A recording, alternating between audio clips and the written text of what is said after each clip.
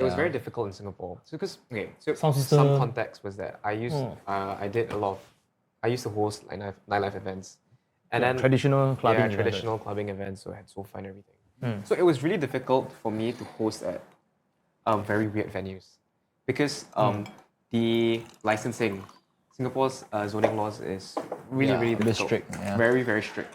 So certain places you cannot like the licenses. There are certain licenses where you can play music, but you cannot dance.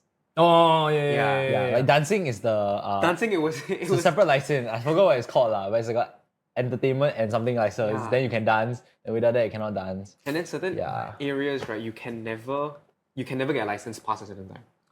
Which is why busking is way easier than DJing, right? No actually that's what I thought, right? Busking. I mean obviously the first step is knowing that you need a license, but then even getting a license, you need to apply and all that. Yeah. So I think, but also there's good and bad to it. Obviously you don't want people who,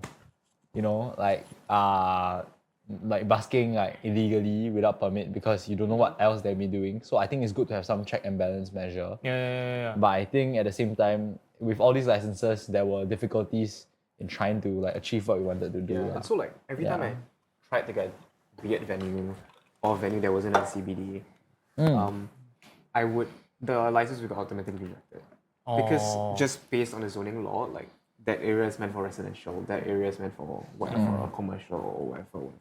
Wow. Yeah. Wow. And so kind of what like Beans and Beats allowed me to curate new spaces, new experiences where we could bring people together, enjoy music and music and coffee just became the social lubricant. Beans and Beats feels like three different companies. Yeah, one is source for coffee and get guest barista. One is source for DJ and guest DJ. One is source for venue and marketing. Wow, it's like the fuck, yeah. Yeah, and it's just like three of us plus like one new addition who unfortunately couldn't be here today. Yeah. But so it's still a small team.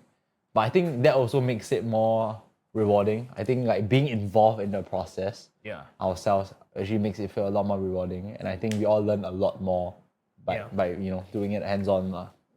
Yeah. Something that I realized also about like companies, right, is that in day one, right, if the boss is like I just hire a bunch of people and settle, right? Yeah. Then the attachment is not really there, right? And then you will not like kind of fight through those kind of hurdles, right? That everybody's deemed impossible, Yeah, I think it's also because you have buy-in. So for all of us, right, like we are all equal partners. Yes. And then we have this like, and it's really good that there's it's either three of us because it was like always a 2v1.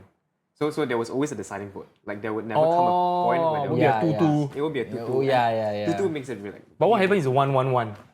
But it's either yes or no. Most of the time we try to keep the decision to yes or no. Okay. Yeah. And I think it's also really good that it started as a passion thing at the start. Yeah. Yeah. So even when like damn shack, like you have to carry like speaker like through up like 4 flights of stairs. I mean, you'd still find it worth it, like Sure. When you talk about decision, right, it kind of like remind me of this like Jeff Bezos YouTube shorts that I saw lah. He said that basically the most difficult thing in a company, right, is making a decision, and that's the reason why, right, he has to have like, he need to like work out, he need to sleep properly so that he have a clear mind to make a decision. But then you see in the comment section below, right, all the employees be like, fuck lah, you just make decision only while we all working our ass off. But then as I finally start my own company, right, I realized why employees will never understand what an employer is going through.